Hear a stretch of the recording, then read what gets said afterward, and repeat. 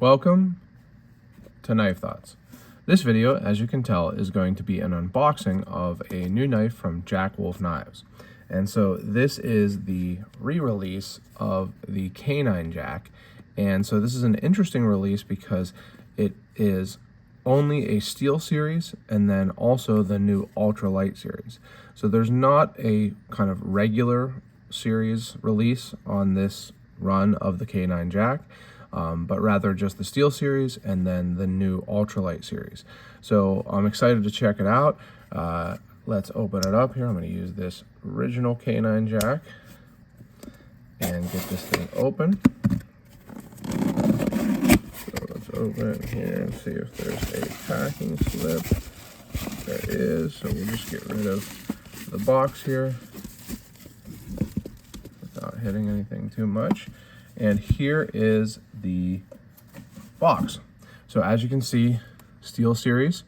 So basically this is a series that has, rather than titanium bolsters and liners, it has steel bolsters and liners, and then it has a little bit lower kind of tier steel. Now the original K9 Jack was before they switched to S90V, so it's M390, but pretty much all of the regular series of Jack Wolf knives are S90V now. But you can see that I have the yellow jigged bone version. So this is the first time that Jack Wolf Knives has done jigged bone, I believe. So I'm really excited about that. It's very traditional, and I think that this is a really traditional looking knife, aside from the screws and such. But let's go ahead and slide this out. So great packaging as usual. We've got the sleeve and then the inner box that's magnetic, and there it is. So the first thing I noticed really is that this is a much more traditional color in person than it has looked in some of the videos that I've seen. So I've seen some videos like from dealers and traditional pocket knives and places like that of this jigged bone, and it's looked really like bright yellow. And this is in person a very traditional looking kind of almost like Dijon mustard yellow. So hopefully you can see it here. My lighting, I've been having trouble with my filming area here, so I'm not sure exactly how well you'll see it, but hopefully you'll see it pretty well. And you can see that this is a bare head, so there's no end cap, which is another kind of difference between the original and this new version. Now the ultralight series has no bolsters at all. It's all G10. So those are really cool also for sure. But this is the steel series, so you can see it's got a very polished steel bolster. It still has the screws to hold it together. Let's look at the back spring. I mean, just perfect, beautiful fit. The blade is centered and sits nice and deep in the frame. I love that. In fact, I feel like it sits a little deeper. Yeah, I think it does sit a little deeper than the original, or maybe it's, no, it looks like it sits a little deeper. So that's, you know, always a nice thing. These do have these don't have a stop pin. So for some reason I was thinking that the steel series did, but these don't have a stop pin. So, you know, let's check for some blade wrap. It doesn't sound like there's blade wrap.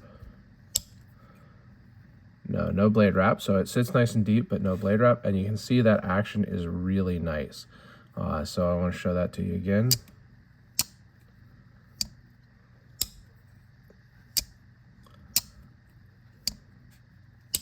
Now you can see here 154 cm for the steel, and that's a new thing also. So if I'm remembering correctly, the last steel series, which was Benny's clip, was in 14C28N, and this is 154 cm. Now I'm kind of wondering or guessing that the reason for that is because the new Gateway series is in 14C28N, so that's just kind of to differentiate. The steel series is between the Gateway series, which is super, you know, economical, and the regular series, which these are usually about $300. So these sit kind of right in between, honestly. So, you know, you get a good steel. 154 cm is a really classic steel. It's interesting that they're using that. But it's, I think, a really good all-around steel. I've used it on some kind of American-made modern knives, actually. Never, I think I did have a queen in 154 cm steel, so maybe one traditional knife or slip joint knife. But just a good all-around steel. I gotta tell you, I really like the bone color on this. Got a lot of character in there. It's a very nice jigging. I mean, they did a good job of this jigging. It looks very traditional. I think that these are going to be a hit. I actually didn't even really look that closely at the fit of the covers, but really, like, I don't see any issues. Perfect. No gaps. Really, really nicely done. I think that these are going to be a hit specifically. Again, you know, in a little bit more affordable of a price range and a little bit more traditional looking than something like this with the, I believe this is fat carbon, but some sort of carbon fiber and titanium.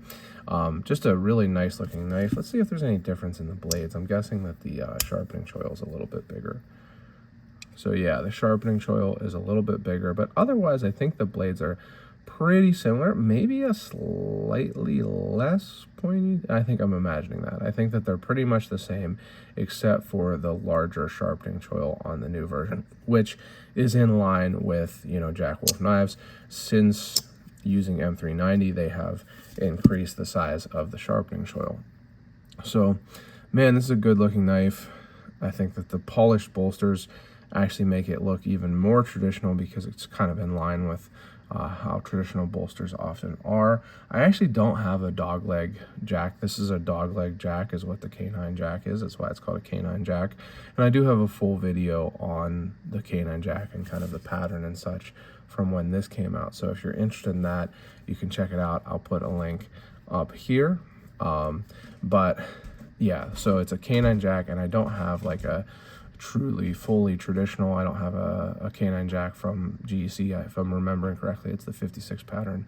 I don't have one right now, but it's a very, very cool looking knife. Beautiful big spear point. Again, really nice action. Really nice transitions on the back spring. Really nice. There's really no catch there. So just a really nice knife. I think people are going to like these. I'm going to put this in my pocket and carry it today. But I also wanted to talk in this video a little bit about this knife. I didn't get to do a full review of this Gateway Series Barlow.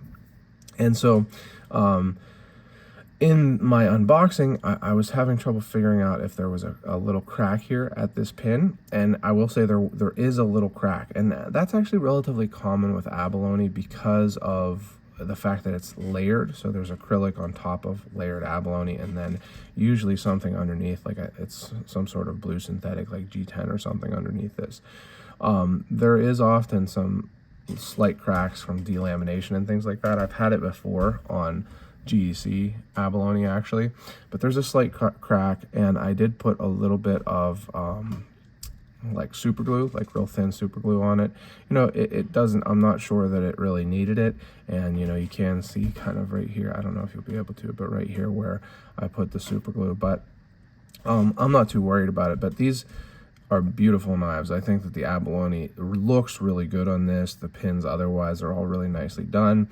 I generally don't prefer shields on Barlows, but I think it's really well done on this. It's a larger knife. It's towards this. It is the size of a GEC 86, and because of that, I think it looks pretty okay actually with the shield, and they did an incredible job of it.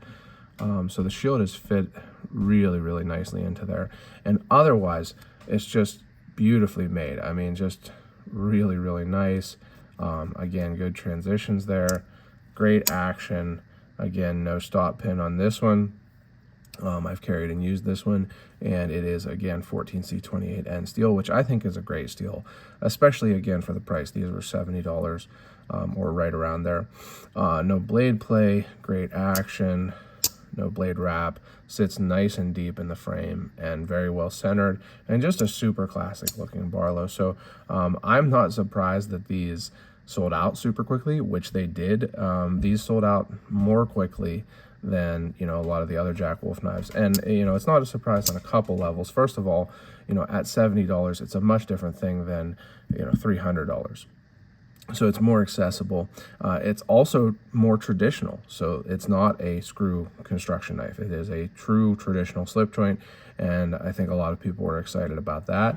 And then, finally, a Barlow, right, is always, I think, I'm kind of biased, but always something that people are interested in. And, so $70, Barlow, and again, traditional construction. It's not a surprise to me that they sold out quickly, but they did sell out really quickly. So hopefully more of these will come back, although I don't think that these are intended to be like a ongoing production type thing. They are just like limited releases like Jack Wolf Knives' other models, but hopefully they will do more Barlows in the future. I'm hoping for a smaller Barlow. In fact, I'm really hoping to get a club knife for the Barlow Bearcat Club if they ever do a smaller Barlow. But no surprise that it sold out really quickly. A beautiful knife and a great deal for the price. A lot of people have said that this is the best deal out there for the price for a traditional knife, and I think that it's really definitely up there. It's less expensive than any GEC at this point. It's super well made, and just a really nice knife. So I wanted to do kind of a mini full review of the Gateway Barlow as an aside in this unboxing of the new SteelSeries K9 Jack.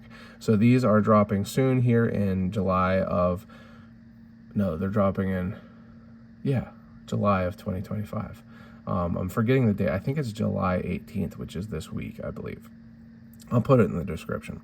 So if you enjoyed this video, make sure you give it a thumbs up. Leave any comments you have below. Subscribe to the channel, click the bell, and select all so you know when I post new videos.